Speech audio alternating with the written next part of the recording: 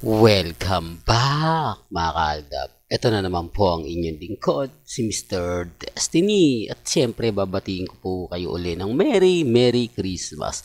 Ngayong pagwawakas po ng taon na nalalapit na nga po, mga kaaldab. Ito po yung magandang video na gagamitin po natin. Sa ngayon, maraming event na, maraming mall tour na pupuntahan si Alden Richards na hindi na natin pa, kumbaga, i-update sa inyo kasi ngayon magwi-winning tayo, kumbaga mga mamis, mga titas, mga senyor na walang sawa pong nagmamahal sa Kilamengay at Tisoy. Mabuhay po kayo hanggat gusto po ninyo. Alam niyo po ba na natutuwa ako dahil hanggang ngayon matatagang Aldab. Hanggang ngayon marami pong nagsasabi na Mr. Destiny, ikaw pa rin yung panalo, ikaw pa rin yung wagi.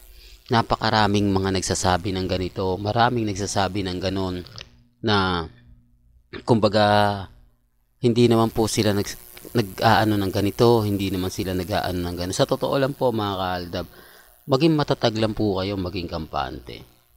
Sabi ko nga po sa inyo dito po sa channel ni Mr. Destiny, kung ano lang po yung latest, kung ano lang yung trending, yun lang naman po yung hinahatid ko. Nakakataba po kasi ng puso yung mga nagmamahal at nagko-komento sa akin. Laban lang Mr. Destiny, nasa likod mo kami. Kumbaga, kampante pa rin kami. Sa totoo lang po, real talk to Alam ko yung iba hindi po ito alam. Alam po yung iba sasabihin na, alam nyo po ba na maraming artista ang naiinggit po sa atin. Real talk yan mga kaldab. For the record, artista po na sinasabi nilang sana kami na lang ang naging Aldab.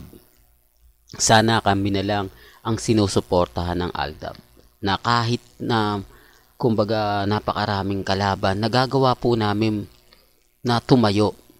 Totoo yan mga Kaldab sa Instagram, sa Twitter, sa Facebook. Yan po yung mga komento na bilib din ako dito sa Aldab. Hindi po ba? Na kahit may pasakit na at least kumbaga tayo pinag-uusapan. Hindi po ba? Kasi hindi po talaga nila alam yung panahon na kung saan nga po talaga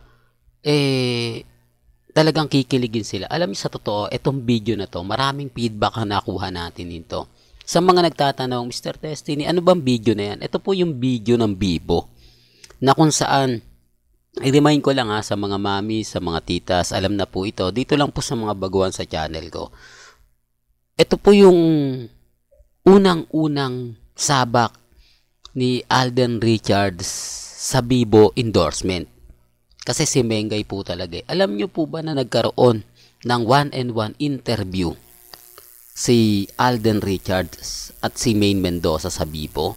Grabe. Talagang ito yung sinasabi ko na kahit anong mahal ng Bibo, nagkaroon ito ng top sell. Hindi naman siya number 1 top seller. Ang ibig kong sabihin, pumasok siya sa number 10 na talagang malakas ang sales. Di po ba? Kung mapapansin nyo, totoo to baka sabihin na naman ng iba, naku, fake news yan, di totoo yan. Kasi alam ko, yun na naman ang sasabihin nila. Alam ko, yun na naman yung, kumbaga, nila. Hindi po, totoo po yung sinasabi ko. Dito maraming kinilig, maraming tuwan-tuwa. Ganito pala ang kwela nila Mengay at ni Alden kapag nagkasama. Totoo to, lahat yung biruan, hindi lang talaga sila makapagpakilig. Pero hindi lang, kumbaga may kita mo yung presensya ng dalawa. Kung ano yung pagkatao po nila. Hindi po ba? Kaya nga po yung iba nagsabi, alam na namin siguro kung si Mengay pa rin at si Alden, ang lakas pa rin po ng hatak. Hindi po ba? Malamang pag gumawa nga po sila ng pelikula na katulad ng Dingdong Dantes na palabas, dito talaga magkakaalaman. Dito, mahati ang opinyon ng mga netizen. Kung ano nga po ba, kung sino nga po ba, di po ba. Kaya nga po ako relax Kaya nga po ako kampante sa mga napapanood natin, sa mga nakikita natin. Alam po natin, aminin man po nila o hindi, Aldab po talaga yung malakas. Kaya nga po marami pa rin nagtatanong, marami pa rin ang nagsasabing, totoo naman po kapag napapanood natin sa YouTube, sa Facebook, hindi po ba, yung mga throwback video ng Aldab, maraming kinikilig, maraming natutuwa na ito yung mga panahon na imposible naman daw na walang relasyon sila Mengay at si Alden. Tama naman po yung mga komento ng iba eh. Tapos may magre-react talaga. Hindi po talaga natin may iwasan yan na past is past na. Kumbaga panoorin mo na lang to pero huwag ka nang kiligin. Di po ba may mga ganong comment na halatang halata po na bitter po sila. Halatang halata na kapag may mga ganong komento, mga ganong sinasabi, malamang kinilig din po sila, no? Noong mga panahon na yun. Kasi sabi nga po ng ibang mga netizen, imposible na walang relasyon sila Mengay at si Alden ng mga panahon na yon. Hindi nagka-developan yung mga, gaya nga po ng sinabi ko si Alden ang lakas talaga ng karisma niya. Yung mga ngiti niya, yung dimple niya, madalas pag-usapan yan sa EAT o sa Itbulaga Broadway. Tapos si Mengay, yung tipo ng, kumbaga, yung mukha niya talagang maamo dahil, kumbaga, yung tipong pag ngumiti siya, malakas din yung karisma talaga ni Mengay. Yung tipong, kapag may kasama siyang lalaki, talagang masasabi mo na, di po ba? Yun ang isa sa lagi kong sinasabi. Yun ang isa sa lagi kong, kumbaga, pinapaliwanag. Gaya nga po ng si Alden Richards, nung panahon na yun, di pa niya kaya bumili ng, kumbaga, aeroplano o airplane. Yung, alam niyo po ba na nag-arkila pa si Alden Richards ng airplane o ng, ano bang tawag doon mga kaaldab, yung aeroplano na maliit lang. Tapos pumunta po siya ng Boracay. Inarkila mo yon nang walang rason. Hindi naman yun sa Itbulaga. Kumbaga kasi birthday po yun ni Mengay na syempre, kumbaga nag-celebrate sila sa Boracay. Ang ginawa po ni Alden, binisita niya si Maine Mendoza at nagkaroon po ng konti. May video po yun nung umiiyak si Mengay sa tabi ng buhanginan. Mahaba po yung video na yun. Kaya lang bigla pong nawala. Yun ang hinahanap ko mga kaaldab eh. Yun ang isa sa gusto ko sanang makuha na video na nagkaroon ng mga biru-biruan yung mga kaibigan niya. Nandun din si Alden. Di po ba? Yun ang hindi ko na po nakita. Nawala na po yung video na yun. Ang lakas sana nun. Pero, kumbaga ako umiiyak na lang po eh. Pagka nababasa ko yung mga ibang masasakit at maanghang. Di po ba na, hindi naman talaga eh. Kaya nga yung sinasabi ko, bakit bibili si Alden Richard ng private resort para po kay Mengay kung wala po talaga silang relasyon. Tapos yung pinakamatindi pa po rito mga kaaldab, di po ba sa Sofitel Hotel, anong ginagawa ng dalawa? Pababa at paakyat. Noong mga panahon na yan, hindi pa uso na yung paparazzi, pero mabibilang mo yung mga cellphone. Ang naabutan kong cellphone dito 5110 o 5210. Di po ba? Samantalang yung camera ng cellphone ng mga panahon na yon, di po ba? Yung may mga camera lang talagang bigatin. Di po ba? Oh, ibig sabihin nun, ay mayaman din ako, bakit naman kukunan ko yan? Hayaan na lang. Yung sinasabi ko mga kaaldab para lang po klaro.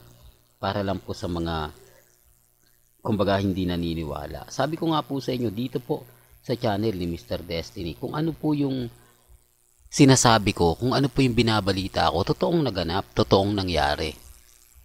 Di po ba? Ang hindi lang po talaga nila nagawa ay yung umamin. Ang hindi lang po nila nagawa yung kumbaga sinabi. Kaya nga po ako mga kaaldab, kumbaga nalulungkot na lang. Nalulungkot dahil kumbaga alam mo na eto na Mr. Destiny, kumbaga tapos na yung Aldab. Hindi po ba? Nalulungkot ako sa mga mami, sa mga tita. Sa totoo lang po kapag nagtatanong sa akin, Mr. Destiny, ano nga bang ginawa nila? Ano nga bang ginawa natin pagkukulang para ganituhin tayo? Di po ba? Siyempre nalulungkot din ako na tama naman po sila. Sa totoo lang po sa mga sa GMA at sa Itbulaga, wala pong ginawa ang Aldab na o yung Aldab Nation na ikakasakit po nila. Di po ba? Binigay naman po namin lahat. Binigay namin yung suporta, yung tiwala, halos lahat-lahat na. Di po ba? Binigay na. Kaya nga po nagtataka ako bakit yung iba hindi, ibig kong sabihin, hindi po nila binigyan ng di po ba? Lalo na po yung Itbulaga. Alam naman ng Itbulaga na Aldab ang bumuhay sa kanila. Totoo to mga kaaldab. Aldab ang nag-angat sa kanila.